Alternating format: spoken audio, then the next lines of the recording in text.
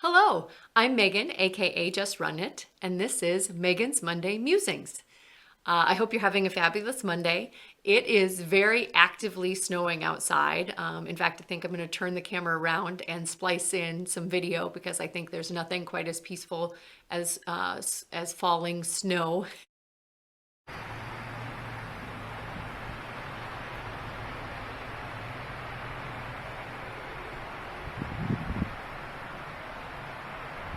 We are going to get some very bitter temps here the rest of the week, so I'm trying to enjoy, even if the snow makes the travel a little hard, I'm trying to enjoy it now before it gets way too cold, like high of 1 on Wednesday. So hope you're warm and cozy and settle in for Megan's Monday Musings.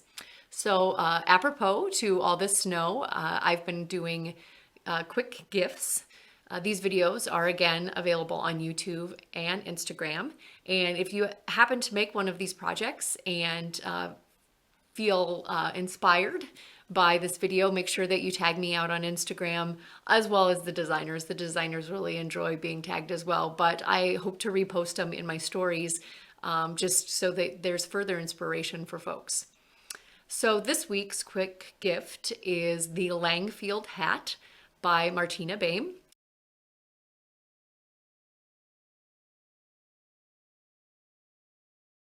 And again, I'll post links. The fabulous thing about this hat, and it's been in my Make 9 and something that I've wanted to make for a very long time, primarily because folks have been making it out of hand spun, is it's gaugeless.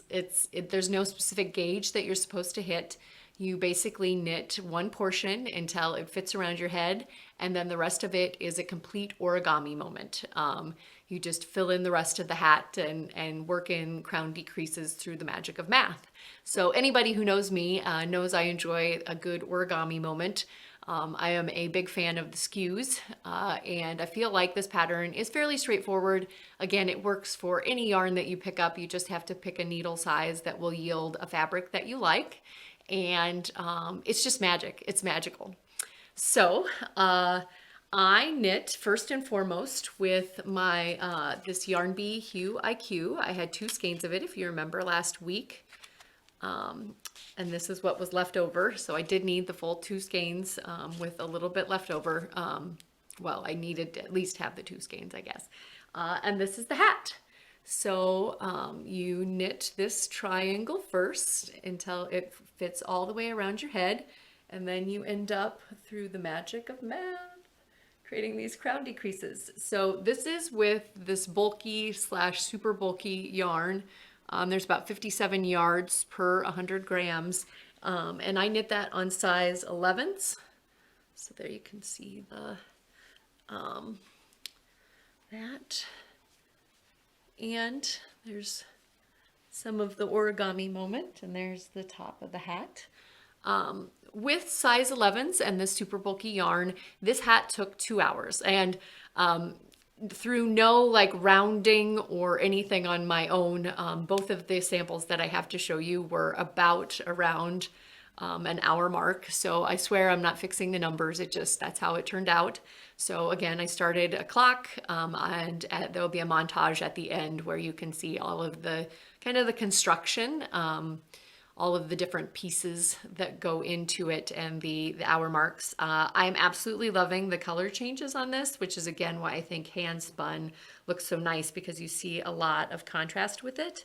And it fits a variety of head sizes because of that stretchy garter. So I have a notoriously small noggin, so I don't have to knit very big hats, but my husband and son do have large heads, and this fits on theirs as well. So again, this is with that Yarn Bee Hue IQ. Absolutely love the color changes. I made it fairly short because I didn't think that flipping up the rim on this one would be it would be super thick, but it's still kind of cute. It really keep your ears warm. So this one took about 2 hours.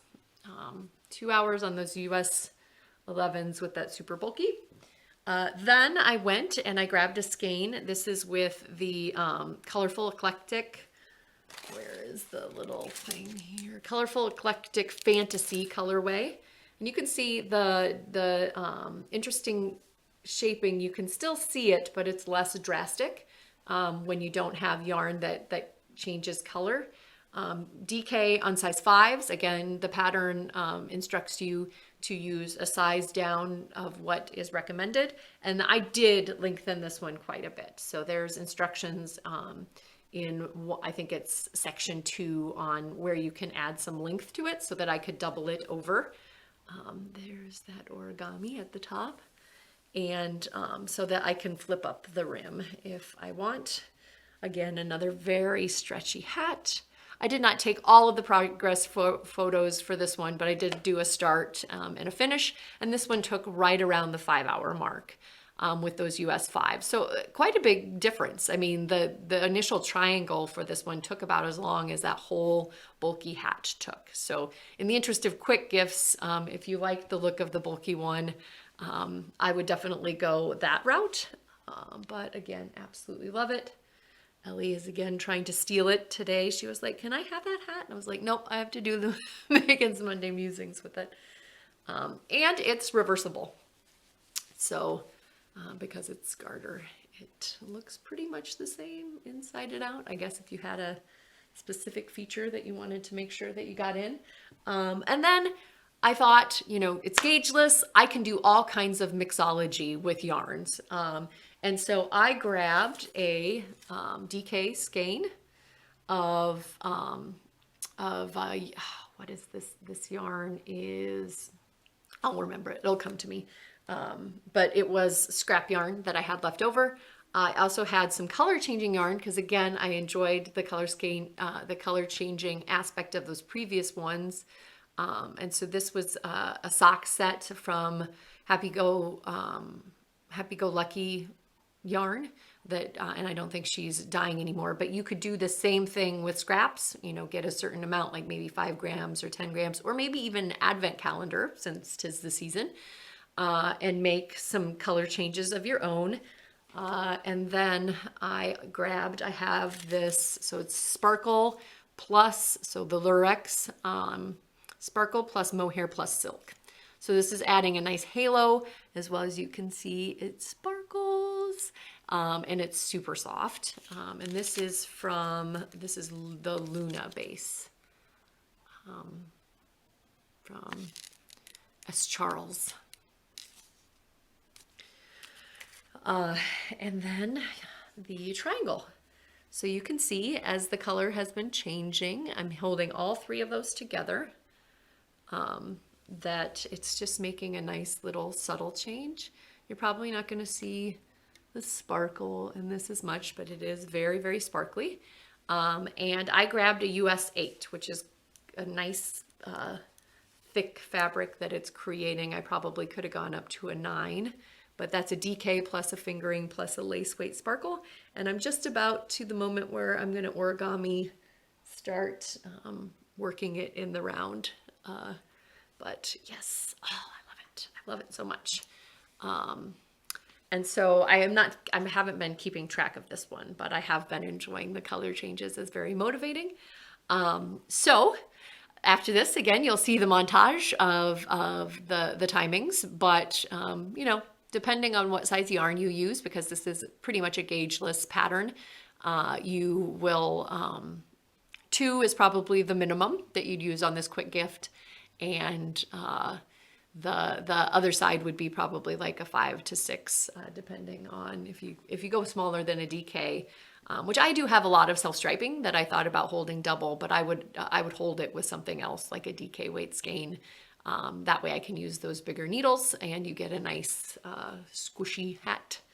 I hope you are enabled to cast one on, and thanks for joining me. Bye, Ufta.